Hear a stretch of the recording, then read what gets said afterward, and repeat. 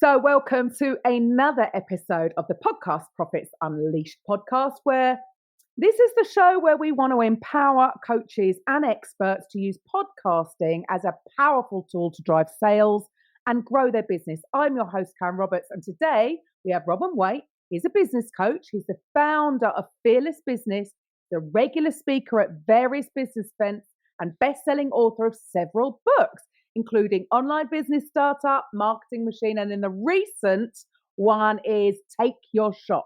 Now, he has 2 decades of business experience to work clients, to help them reach their goals, to create more time and increase their revenue, obviously. So welcome to the show, Robin. Oh, it's a pleasure. Thank you, Karen. What an introduction. I've got to really back that up now, haven't I, with something amazing. You can start with your story. So what inspired you to help business owners reach their goals? And more importantly, and I agree with this, about giving them back their time whilst increasing their revenue.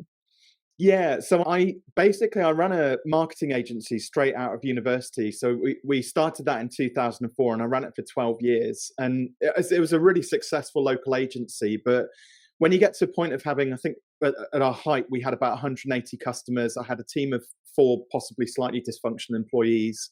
And I just started a young family as well. And so I'm in year 12. I'll share the story with you actually, Karen, because it's quite pertinent to this. And I'm sure there'll be lots of people either thinking about starting a business or have a business and will have experienced this. We got to a point where we were doing lots of late nights to get projects over the line. And maybe I was feeling slightly unfulfilled. I was also feeling very tired as well as a result of having a family and mixing that with the agency. And I'm a keen cyclist and I go out with a club. And this one particular Sunday morning, I went down a categorized climb and hit 52.5 miles an hour on my little red push bike. And at the bottom of the hill, I broke down, and not the bike, me, like floods of tears. And it just hit me in that moment that everything had just got completely on top of me.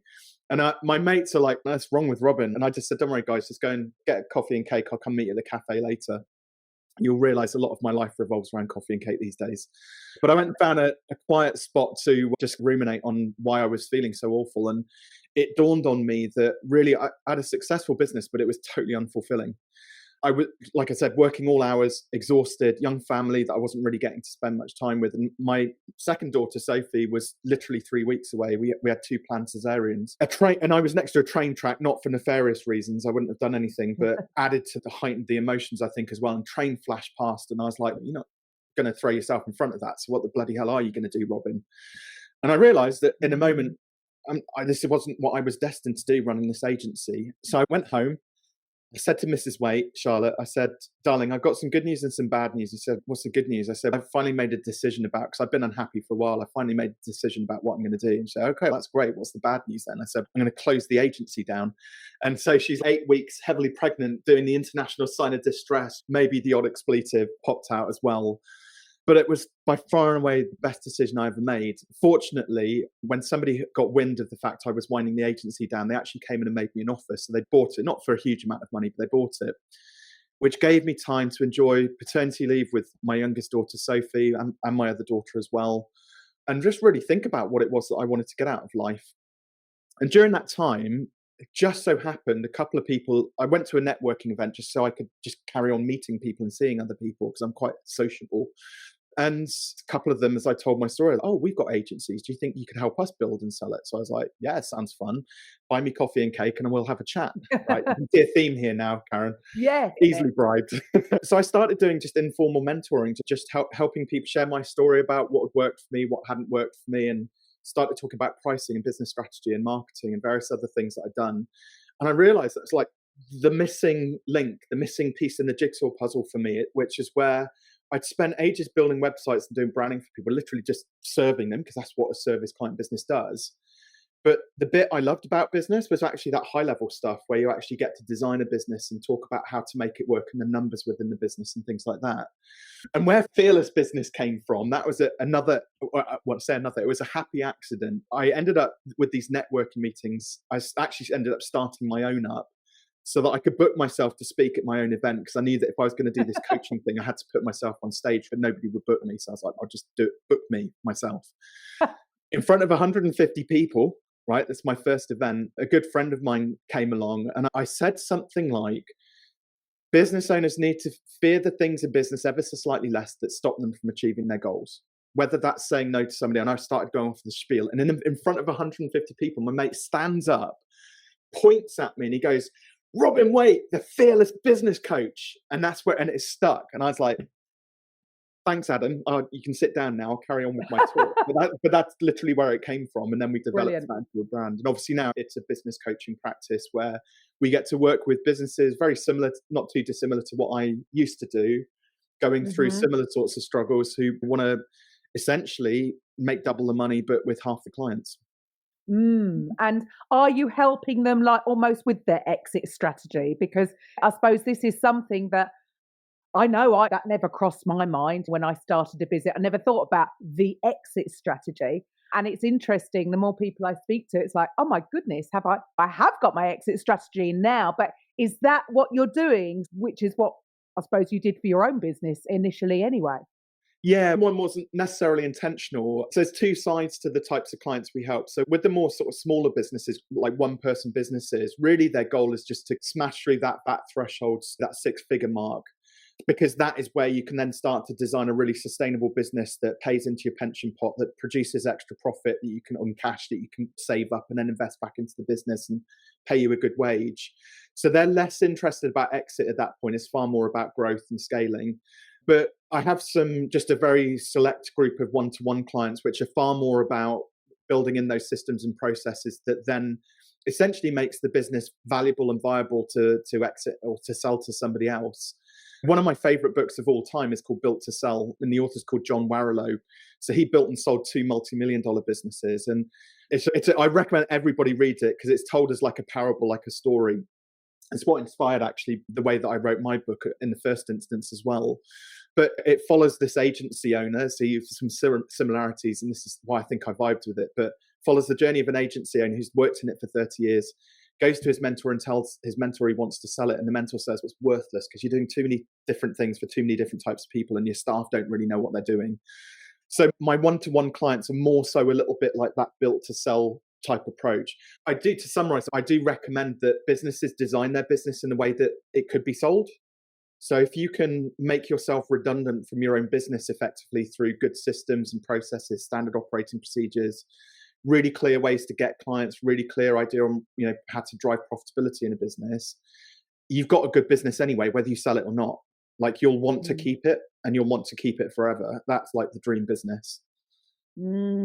Fantastic. So what is your particular process in helping these business owners get their time back whilst increasing their income, their revenue?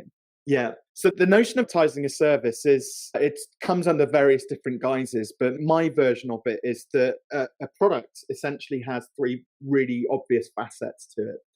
So the first one is, what is the result or outcome, the dream result or outcome which you deliver for your client? So the challenge with which a lot of small service businesses struggle with is that when somebody says, what do you do? They'll go, I'm a web designer. Oh, great. So what do you do with that then? They'll go, I build HTML standard websites that are SEO friendly, that have a blog and a shopping cart on it. And it's like, that's really nice, but what does that actually do for me?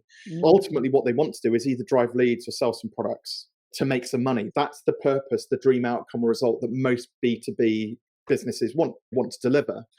So first of all, we help them to identify what that dream outcome or result is. Then we move on to the second thing, which is, can that be delivered over a fixed period of time, a clearly defined period of time? And the first words which I always hear, which are now swear words at Fearless HQ, are "it depends," right? Because it depends on the client, depends on the size of the business, depends on the nature of the business, and they'll just keep rattle off a whole load of variables, right? If you have too many variables in your business, i.e. you do too many things for too many different people, it means that you can't systemize it or build a process around it, or it makes it just far less predictable. And so what happens when things are unpredictable, things inevitably go wrong and you end up with unhappy clients. Whether things take too long, they go wrong, or it's not what the client desired. It's not what they envisaged that piece of work would produce. So what we want to do, it's the business owner's responsibility then, or my responsibility to help show them these blind spots, to strip away those variables. Whether it be starting to niche down and figure out which clients they love working with and they can get the best results for and they can ultimately make some money from, or whether it be in terms of their product, what, like Pareto principle, what 20% of your products produce 80% of the results or outcomes for your business right now. So we strip away all of the noise, whether it's in the audience or the product. And then things do start to become predictable, and we work on averages, right? So again, take the web designer who's building small brochure. I choose websites a lot because it's what I used to do, so it's most familiar to me. But let's take the web design projects, and maybe they're small brochure design websites that are based on some pre-formatted templates. So they're just very simple sites. Could you build a system where you could deliver those within 30 days? And repeatedly, and you'll get some that will take a little bit shorter, some that take a little bit longer, but on the whole they all end up being built within, on average, 30 days. And then the final part of the pie is then price. So ideally you want to sell it for a fixed price. It's not like you would go into a car sales room and then all of the cars are like all priced at different prices, right? There will be loosely a fixed price with a couple of add-ons that maybe cost you a bit extra, but the base price is always the same. So that's the same principle that we want to apply when you're productizing a service, is for those small brochure style websites where the dream outcome is that it produce 15 to 20 qualified leads a month for that client. Would 5K be a fair price point for that? And when you marry the three up, we've now got a really tight offer. And also what's interesting is when you productize, when you start to talk about that on your website or at a networking meeting or to prospects, they go, oh, I get it. Yes, I want that thing. Like the clarity is like 100% clear at that point. And then you get onto the pricing side of things. How do you start to escalate prices? And I don't know whether we have time to discuss this, but I have a view on hourly rates and day rates that they are fundamentally unethical. And if we can escape selling time for money, you're onto a winner, not just for you, but also for your clients as well. I would 100% agree with that. And why do you think, what do you think stops people from charging their worth? Why are they underselling themselves? Twofold, really. So the first one is more of a psychological limiting belief, which is many of us have our money mindset or money blueprint imprinted on us by the age of 2. Now, I don't know about you, but I can't remember sometimes what I had for breakfast, let alone what happened, what was going on in my life when I was 2 years old, right? So, but all of those money conversations that happen in your family household, in your household from a very young age, where your early memories are being formed, where all that would have been bandied around, and this is true in 99% of households. Oh, we can't afford the holiday this year because we don't have the money for it. You can't have those new trainers because we don't have the cash. Money doesn't grow on trees. Money is the root of all evil. We've heard all of these sayings. They've been ingrained in us for years. And even then, as you grow up to being a teenager and you start to get your paper round or your job in the local pub or something like that, waiting tables, and then you start spending money, quite often because our parents' upbringing meant that they weren't very educated around money, they're not able to tell you sensible things like, why don't you save a little bit of that cash that you're getting in? Is that CD sound system that you're buying, CDs, old school, right? Showing my age now. Is that sound system that you're buying there, is that good value for money? I have these conversations now with my 8 and 10-year-old. When they want to buy a new Squishmallow, I'm like, darling, does that feel like good? You've already got 23 Squishmallows. Do you need another one? Is that good value for money, right? So you can start to have these conversations at a really young age. But then, so we're through teenage, and then we get into like our grown-up years, and we're like, yeah, great, got this idea, I'm going to start a business. Now we're relying on this ideology that formed from when we were 2, and we think that's going to be useful. Our own internal value system now is going to be useful for us as grown-up adults running a business. And much of it is subconscious as well. We don't really know that we're doing this to ourselves. Right. Oh, cool. You must experience this as well with a lot of the clients that you work with when you start to have conversations about profit and money as well. Yeah, it's phenomenal because I believe that a lot of people they've come from this employee. They still have the employee mindset, and something you mentioned earlier about this, when we come away from this hourly rate thing, again, it's possibly, I'm not the expert, but it's possibly coming from the way we have been conditioned to be the workforce. Throughout school, you've been conditioned to even only dream of becoming part of the workforce, right? If you go to uni, then you can maybe start a little bit higher up the ladder, but you're primarily aimed at joining the workforce, which means you have a set amount of money that you're going to make. You know that you're on a set amount of money per hour. And when we switch to an entrepreneur to being an entrepreneur, being a business owner. I think that is the problem. We still have this employee mindset rather than that's very different from having a business owner mindset. And you're right, I did it myself. Possibly I still do it myself. There can still be some I am not quite worthy aspects going on. I could probably charge a lot more for what I'm doing. But I think everybody goes through this system, and a lot of it, like you say, is definitely related to mindset. But what else? What other things do you think sort of are holding people back from taking their business to the next level? You've nailed it really in that sort of the worker mindset versus the entrepreneur mindset. And actually there's a level 3, which is the investor mindset. So this is the sort of worker mindset, and even the early stage entrepreneur mindset. This is exactly why people live up to their means. So I did a really controversial post on TikTok, actually, which had a ridiculous number of views and engagement and comments. And in part, I actually did it not to be controversial. I did it because I wanted to understand like what was going on between somebody who was earning 25K and somebody who was earning 150K, because there's a lot of animosity between both at each other. You've got the people, and I'll start with, and this is the controversial bit, which I don't think many people liked, but I learned so much just through this post, right? So the people earning 150K, all they do is they moan about the fact they've got to pay more tax than the people who don't have as much money, right? We all know those people, and we've heard about them. And I was even one of those until very recently, partly down to this post. But then you have the people earning 20K, 25K. And the other thing which those people up here don't like is the fact they feel that people earning 25K aren't contributing to society through their tax. You've got the people down here, and all they're annoyed about is the fact that you've got these people earning a lot more money and complaining about it. Yeah.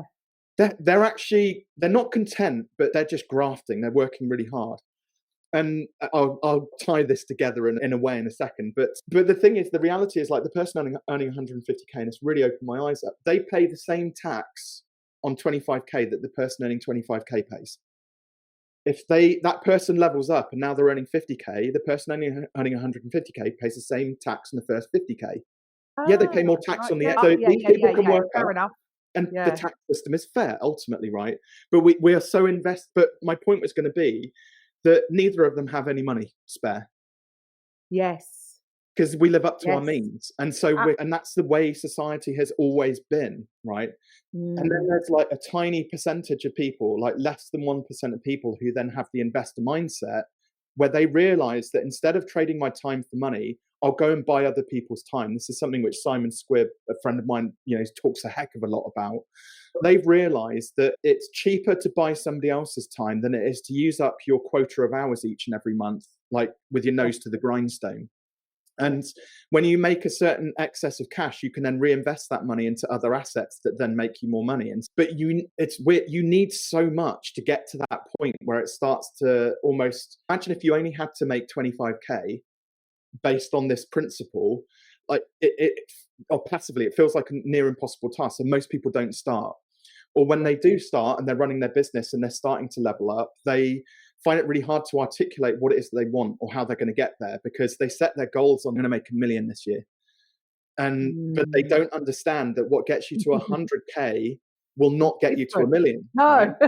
It's completely different. Because they're just two very different businesses, two different products, two different price points, two different types of clients, that they're just massively different. So really, when you in terms of, so what happens is we default to type, and what that looks like is it's far easier to sell my time for 50 quid an hour than it is to give somebody a big number like 5K, because 5K feels, well, it's misaligned with my internal value system. I wouldn't pay 5K for that, so why should somebody else? Now all that happens is when you make statements like that, you're limiting beliefs around that, you've just made a decision on behalf of everybody out there.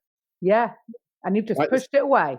Yeah, you will not sell it. You will not sell it. 7 or 8 billion people on this planet, right? And if you can't find 20 or 30 people to pay 5K for something, then maybe we're in the wrong industry. So, but they also start wrong. So I have a very simple framework, which is called goal-focused pricing, okay? And this is the simplest business plan that you can write for yourself. You literally could write it on the back of a fag packet or a postage stamp, even with a small pen. So let's say a business owner wants to earn £100,000 a year. Okay, and they're thinking that they're going to sell their product or service or widgets for £1,000 each. What you do is you Mm-hmm. take the big number and divide it by the little number.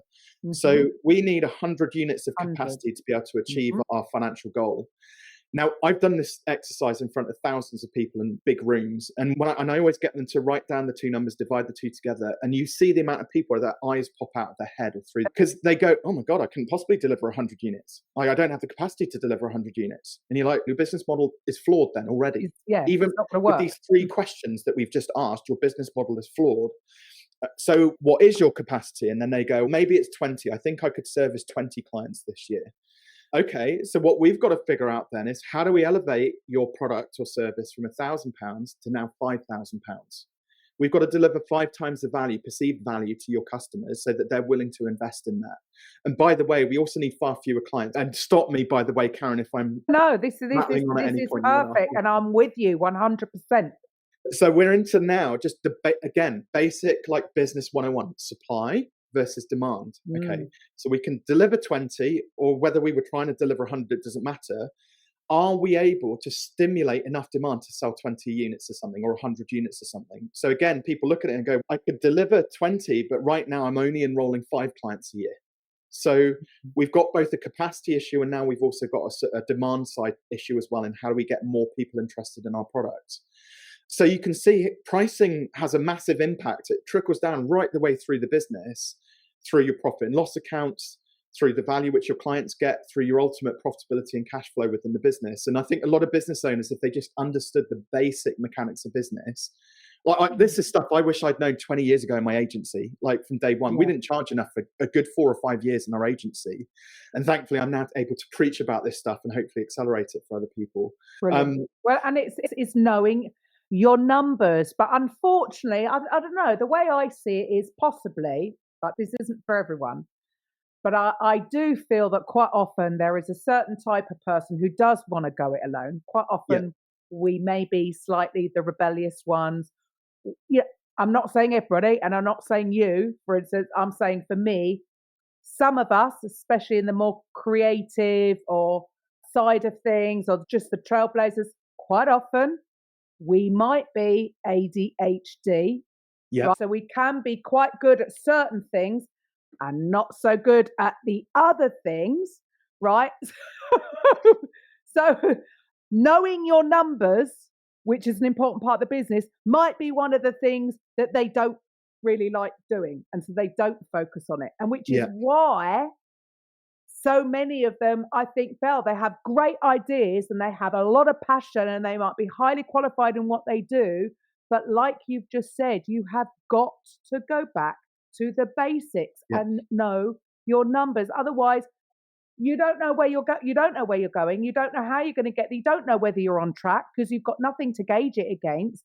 And I do feel that this is why so many people are struggling so much. So for the listeners, they might be like, ooh, maybe I need to get my act together. Maybe they need to come and have a little chat with Robin. What should the listeners do next? What, in terms of coming to have a chat with me, or in terms of, okay. So, well, one of the best things that they can do is, I've got a YouTube channel, which I'm trying to grow at the moment. So jump onto YouTube, search for Robin Waite with an E on the end of it, and give it a little subscribe. And these are things which I talk about just in little bite-sized chunks, just short 10 or 15 minute long videos once a week, where we dig into the numbers on all sides of the business. Just something to add as well, like business owners don't realize they actually have a statutory responsibility, a legal responsibility to know their numbers. If you register a limited business, it's in your articles of association that you agree to when you sign up and register a business. And I don't think a lot of people know this. I get, for somebody who's struggling with ADHD, could be hard. I totally understand that. But then find a good accountant who can actually just give you an overview each and every month. But you still need to be able to articulate to them what your goals are, your financial goals are for your business, how much money you need to extract out of it, how much cash you would like to have in the bank for your rainy day fund, and all of those good things. I was going to add as well, is that also the point where I can do a shameless plug for one of my books? Absolutely. Plug time. Good. Love a good shameless plug as well. So it's also the basic numbers I go through in my book, Take Your Shot, as well. And actually, Karen, I've got a gift for everybody listening or watching this too. If you want a free signed copy of the book, you can head on over to one of my websites, fearless.biz/TYS for Take Your Shot. And I'll send that wherever they are in the world. It'll at least get people started on the principles of productizing a service and elevating your prices and getting a bit more confidence around that. Brilliant.